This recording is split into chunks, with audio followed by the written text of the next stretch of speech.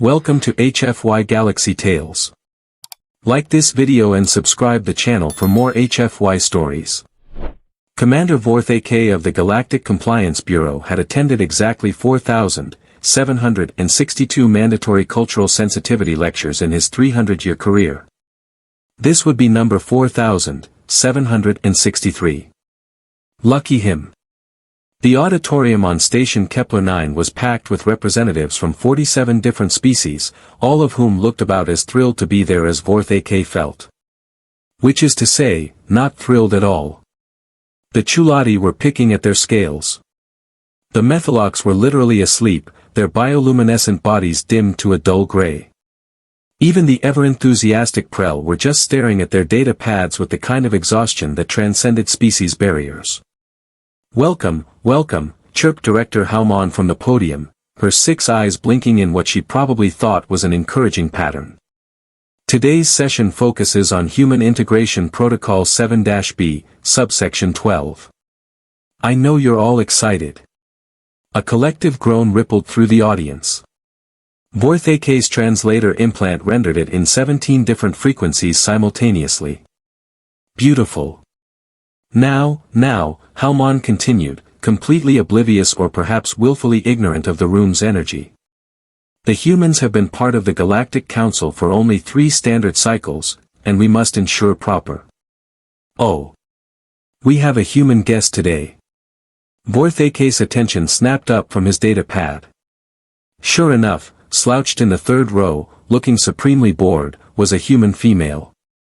She had dark hair pulled back in what his cultural database identified as a ponytail, or the standard gray uniform of a junior trade liaison, and was currently examining her fingernails with the intense focus of someone trying very hard to be anywhere else mentally. This was unusual. Humans rarely attended their own cultural sensitivity lectures. Something about finding them deeply weird and like watching aliens explain why you shouldn't microwave metal based on a single incident in Cleveland. Vorth'ak didn't know what Cleveland was, and honestly, he didn't want to. Let's begin with the presentation. Halmon's voice reached that particular pitch that made Vorth'ak's antenna flatten against his skull. Slide 1. The human handshake. This primitive greeting ritual involves the grasping of another being's appendage and moving it in a vertical motion. Scientists believe this evolved from ancient primates checking each other for weapons, though humans claim it's about trust and respect. She made air quotes with 4 of her tentacles. Adorable, really. The human in the 3rd row looked up. Her expression hadn't changed, but something in her posture had. Vorth'ak, who had spent decades reading body language across species, recognized the shift. That was the look of someone about to make things interesting. Please don't, he thought. Please just let this lecture end without incident. I have 17 reports to file and a meditation appointment at 0600. Slide 2. Halmon was building momentum now, which was never a good sign. The human smile. Note the display of calcium-based bone structures.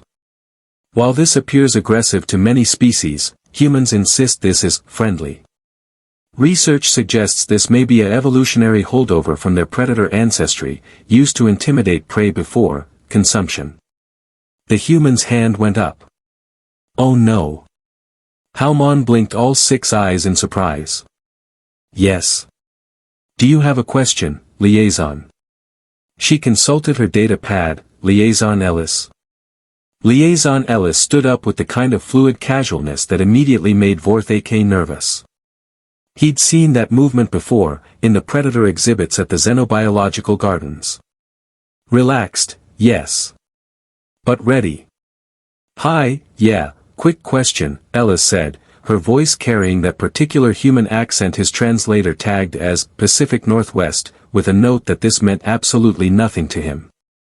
Did you just say we smile at people because we want to eat them? The room went very, very quiet.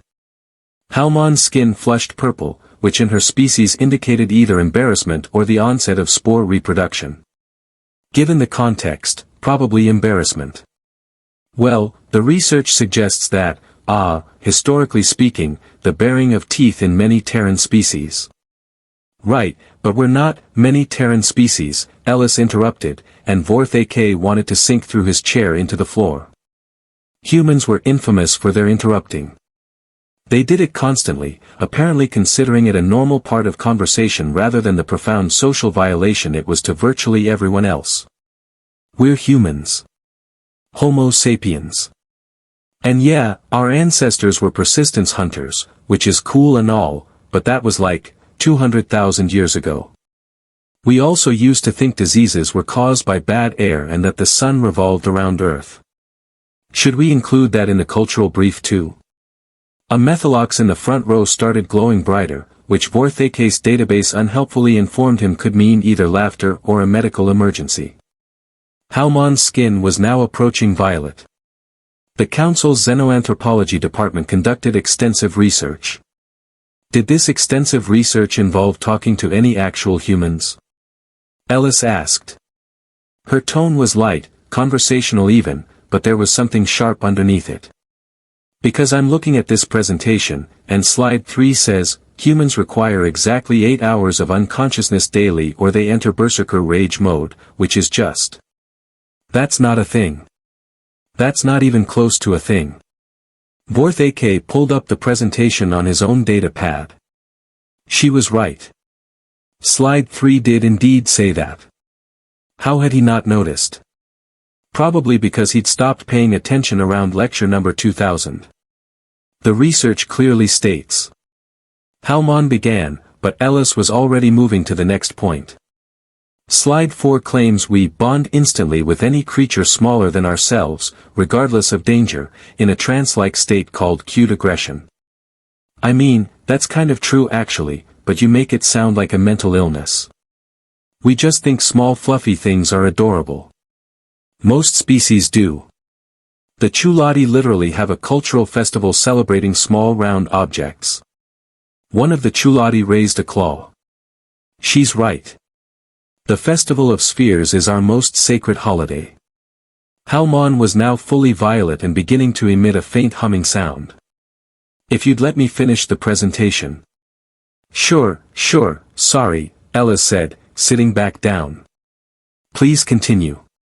Vorth'ak knew a tactical retreat when he saw one. This human wasn't done. She was reloading. Halmon cleared her throat, a sound like rocks in a disposal unit. Slide 5. Human reproduction. As we all know, humans are one of the few species that engage in recreational mating rather than purely procreative. Ellis's hand shot up again. Yes, Liaison Ellis. Halmon's voice could have frozen methane. Maybe we skip this slide. Ellis suggested brightly. You know, given that what consenting adult humans do in private isn't really relevant to, what is this lecture even about again? Trade protocols. Cultural sensitivity, Halmon said stiffly. Right. Cultural sensitivity. So maybe we could focus on, I don't know, actual cultural things. Like how humans value personal space differently depending on regional origin. Or our diverse religious and philosophical traditions. Or the fact that we have like, 5,000 distinct languages and cultural practices across one planet, which is apparently super weird to you guys. A prel in the back row spoke up, their voice like wind chimes.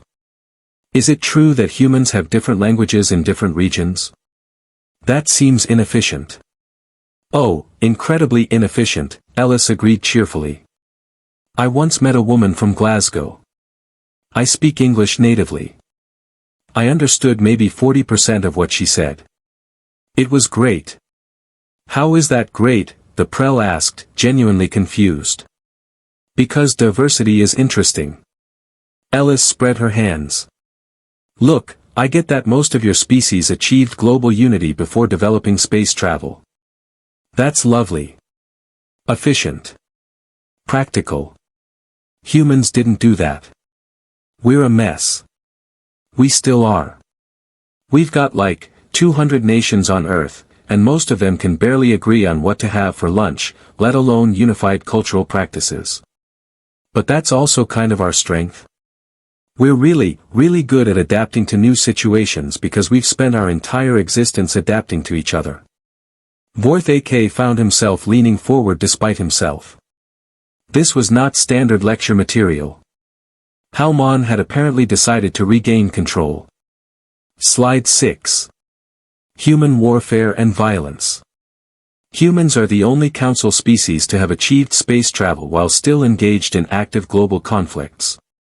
Oh boy, here we go, Ellis muttered, but loud enough for the translator implants to catch. The human capacity for violence is well documented, Halmon continued, her voice taking on that lecturing tone that made Vorth'ak's skin itch. They have developed thousands of methods for terminating each other, from primitive projectile weapons to sophisticated biological agents. Indeed, humans are the only species to have developed and deployed atomic weapons against their own population centers. The room went silent again, but this time it was different. Uncomfortable. Everyone knew about the atomic weapons. It was the thing about humans. The big scary thing. Ellis stood up again, but this time she wasn't smiling. Yeah. We did that. Twice. In 1945. It killed hundreds of thousands of people, and the radiation is still causing problems 80 years later. We teach about it in schools. We build memorials. We created entire international frameworks to try to make sure it never happens again. And you know what? It hasn't. Yet, someone muttered from the back. Yet, Ellis agreed, turning to face the speaker. You're right. It could happen again. Humans are capable of incredible violence. We're also capable of incredible compassion, creativity, cooperation, and change. We're complicated. That's kind of the whole point I'm trying to make here. She turned back to Halmon. This presentation makes it sound like we're either cute, confused primitives who smile at things we want to eat, or dangerous warmongers who are going to explode everything. We're neither. We're just people. Trying to figure things out.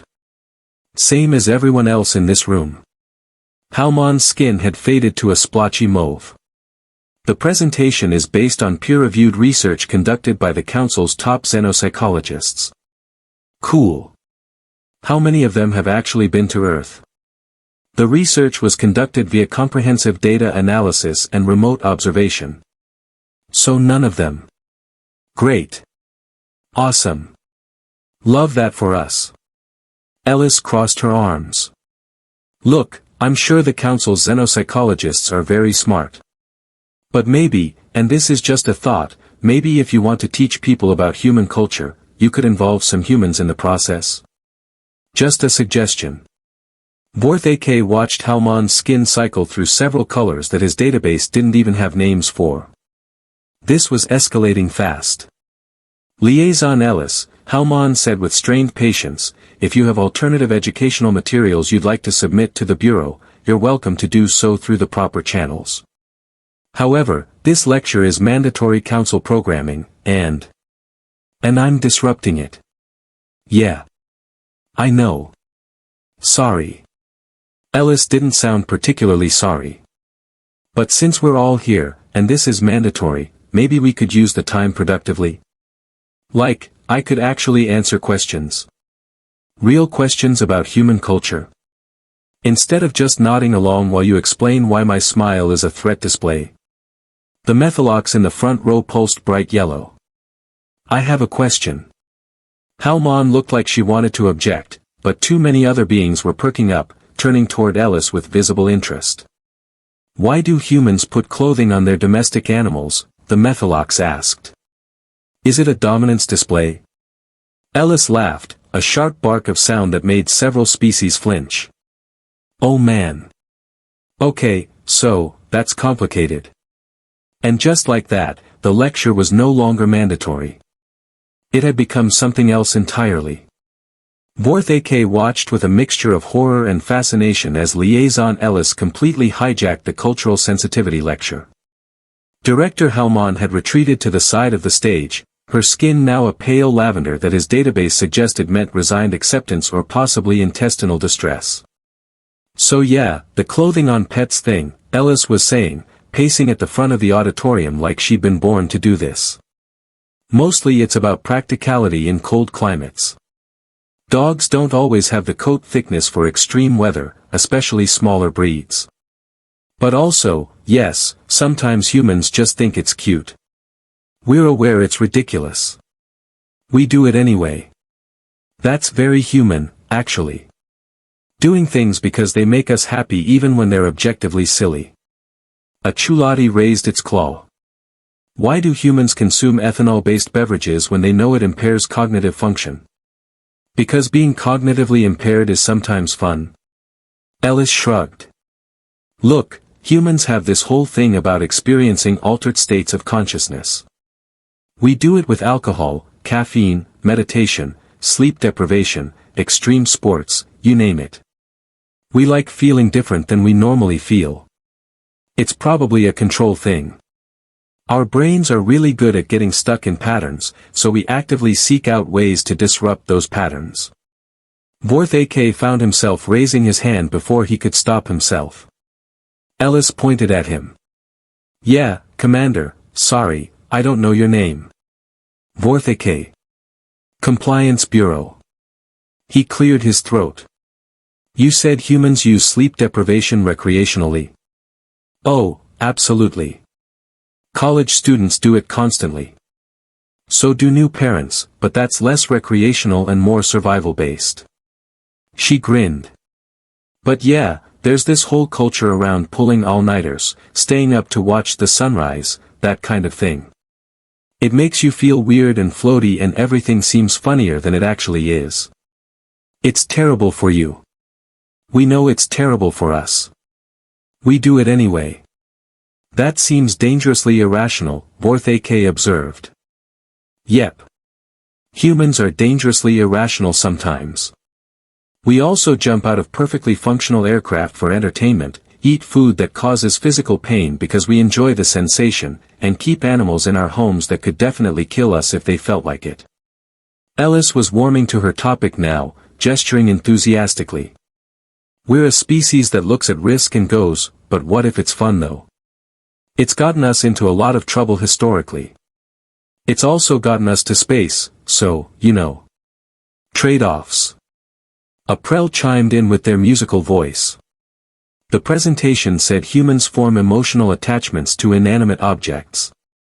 Is this accurate? Oh, extremely accurate, Ellis confirmed. I once knew a guy who cried when his car got totaled. Not because of the monetary loss. Because he'd had that car since high school and it had memories. We name our vehicles. We apologize to furniture when we bump into it.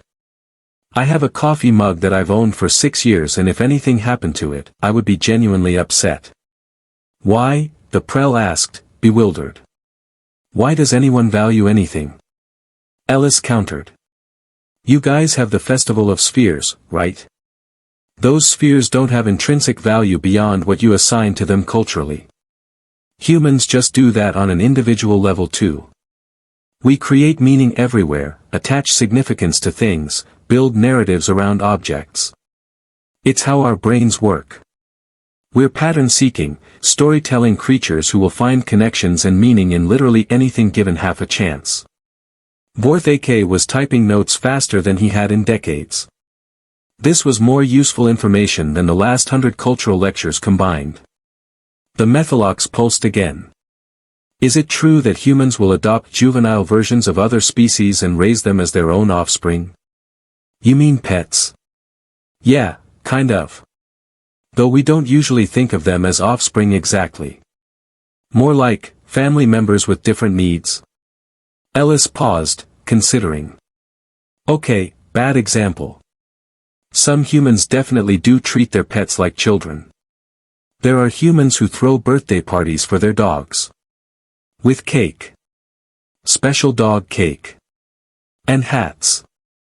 This seems like a significant resource expenditure for a creature that provides no economic benefit, the Methalox observed. That's because you're thinking about it economically, Ellis said. Humans don't just operate on resource optimization. We operate on emotional fulfillment, social bonding, companionship, joy. A dog doesn't provide economic benefit in the traditional sense, but it provides happiness. And for a lot of humans, that's worth more than economic efficiency.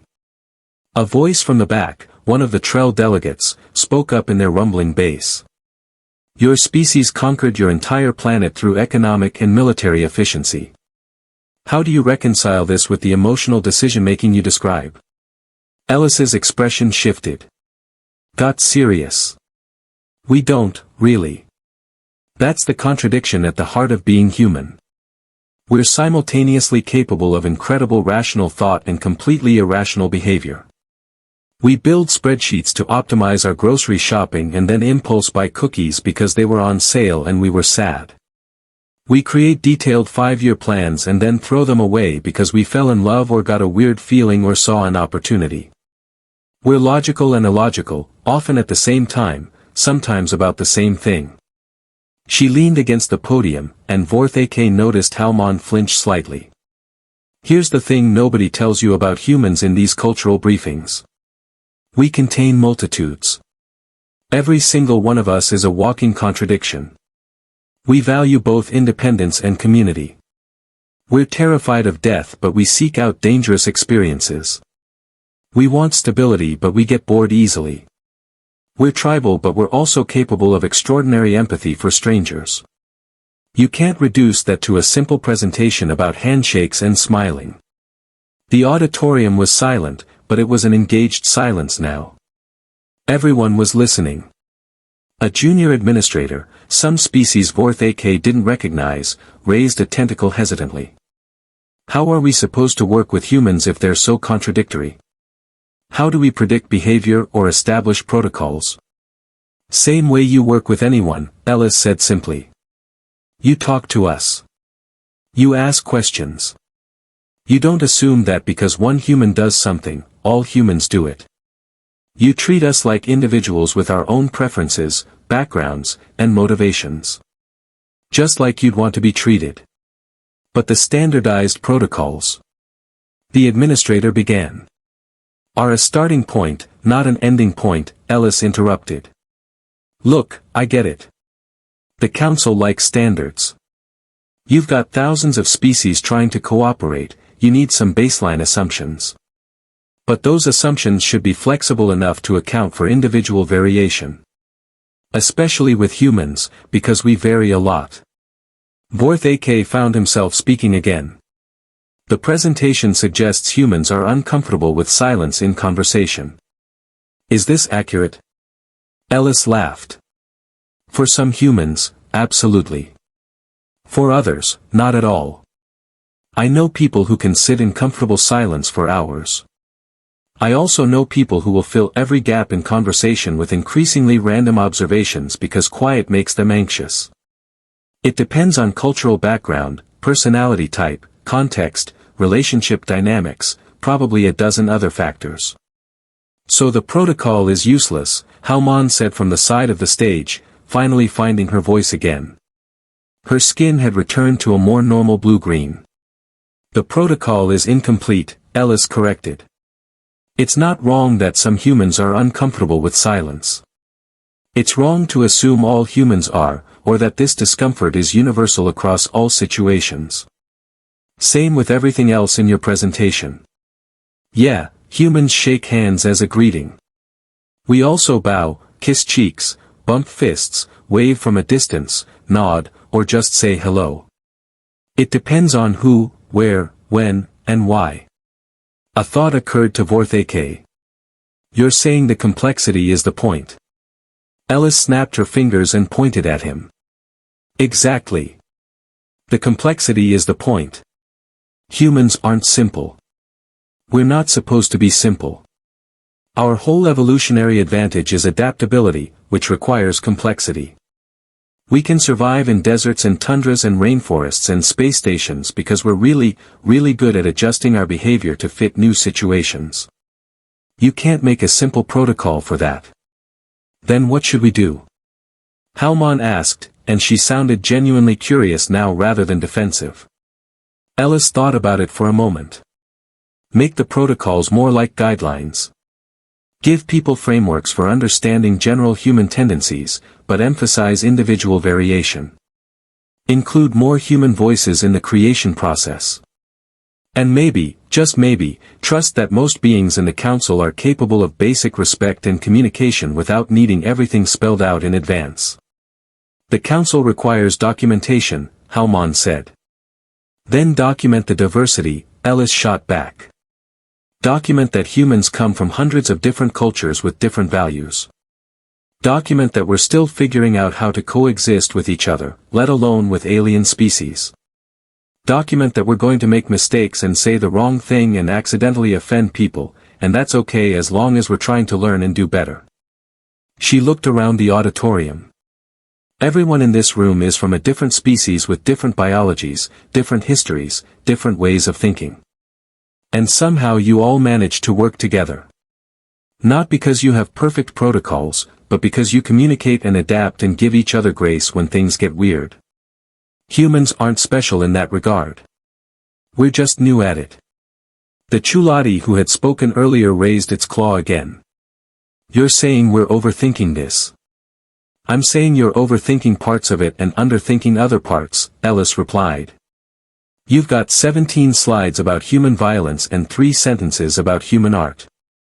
You've got detailed analysis of our greeting rituals but nothing about our philosophical traditions or religious diversity or the fact that we've been arguing about the nature of consciousness and reality for literally thousands of years. The presentation makes us look like dangerous, slightly confused children. We're not. We're a complex species with a complicated history trying to find our place in a really big, really weird universe. Just like everyone else. Vorth'ak looked at his data pad, at the notes he'd been taking. Ellis was right. The official protocols focused almost entirely on the surface-level behaviors and potential threats. Nothing about the depth of human culture, the nuance of their social structures, the richness of their philosophical thought.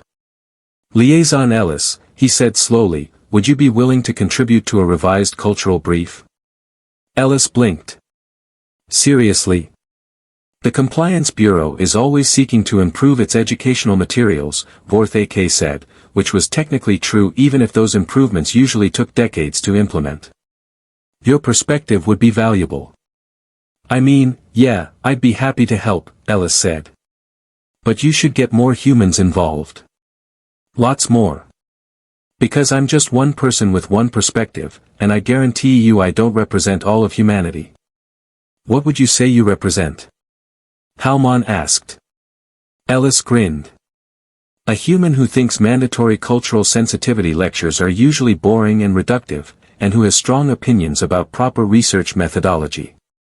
So, you know. A nerd with boundary issues.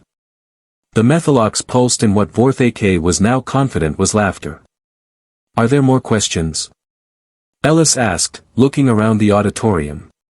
There were. So many questions. About human music, human food, human family structures, human humor, human fears, human dreams. The beings in the auditorium, freed from the constraints of the official presentation, asked everything they'd actually wanted to know.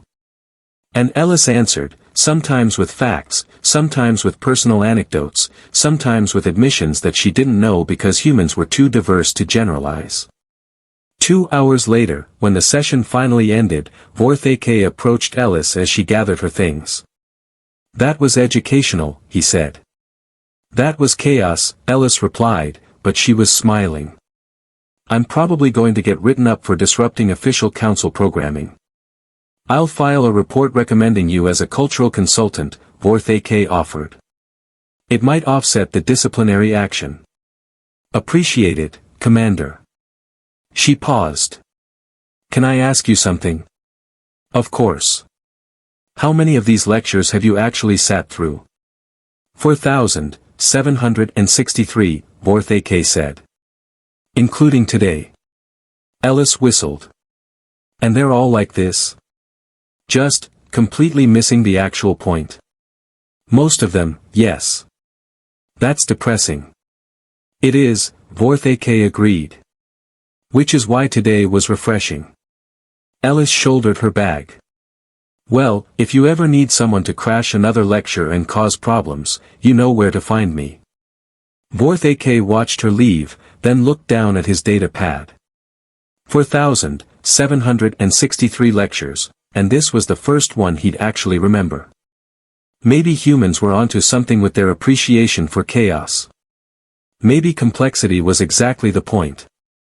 And maybe, just maybe, the galaxy needed more people willing to raise their hand and say, actually, that's not quite right. Vorth'ak filed his report recommending Ellis for cultural consultation. Then he deleted his meditation appointment. He had work to do.